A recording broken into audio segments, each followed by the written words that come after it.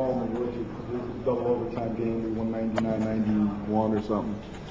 And I really thought we got seduced by playing that way.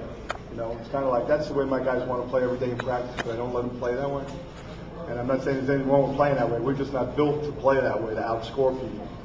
And I felt like the last few weeks we weren't defending and rebounding the way we need to win, you know, against good teams. And you know, we stole a few games, but we didn't have that grit and that toughness that we had earlier in the year defending. And we talked about, you know, the term we use, like everyone has their brand of basketball. It's Hofstra basketball for us. That means you hold your opponent under 40% from the floor and you beat them up on the backboards, and offense will take care of itself. And we hadn't been doing that, but we did it today. And they're a very good team. I mean, they're the best 12-place team I've ever seen. They run great stuff. They get great looks. You can't put them away. They fought to the end. They did a great job. Benny does a wonderful job. But we were able to hold 31% shooting from the floor. And in the first half, they were 1 of 9 from 3. They warmed up in the second half and made 6 threes, and that's what didn't allow us to get that separation. But I think we were plus 13 on the backboards as well. And that's the way we've got to play. And if we play that way, we can play with or beat most teams. And hopefully a lesson is learned, and tomorrow we can play the same way against a very, very good Old Dominion.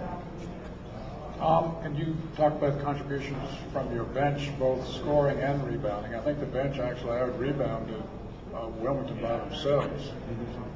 Pretty good feat by the bench. It is, and on the night when we shot the ball, you know, we've had nights. I think one night this year, Jeremy, 35 offensive rebounds in one game.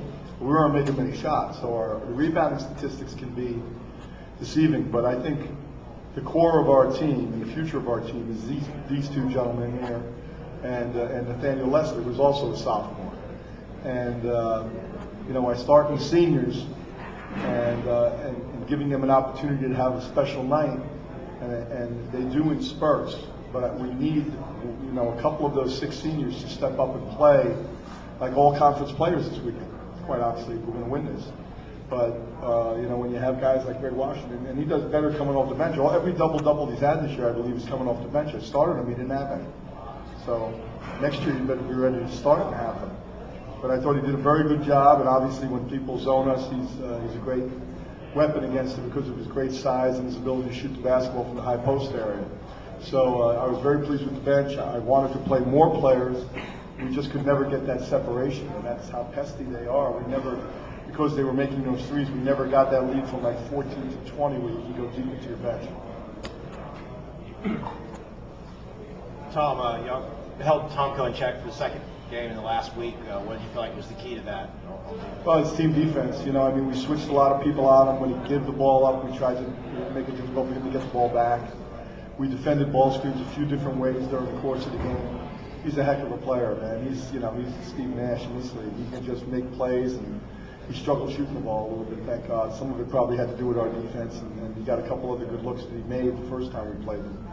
First time we played him down there, I think at one point it was Hofstra 15, Tomko 14, right out of the gate. You know, he just came and brought it to us right away. So he's an all-conference player, just an outstanding player, and he's going to be better and better over the next 2 years. And Charles, you had 9 assists today, really racked it up in terms of distributing the ball. What's made you more comfortable in becoming a distributor down the stretch? Coach always told me to get in the paint. Whenever I get in the paint, I can make plays for my teammates as well as myself. So most teams are starting to key on me, and it's opening up for a lot of my teammates. I think we're shooting the ball better too, so we were able to get assists. Charles, they cut it to 6 there. Y'all had a few turnovers early in the second half, and I think you scored 4 of your team's 5 next baskets. Y'all went on a little run and were able to get that double-digit lead. Let's talk about that stretch a little bit and what impact that had on the game. Well, basically, we didn't want to lose. You know, last year we came down here and we lost the first night, and that's something that haunted our team for the whole summer. And that's just the will of not wanting to lose.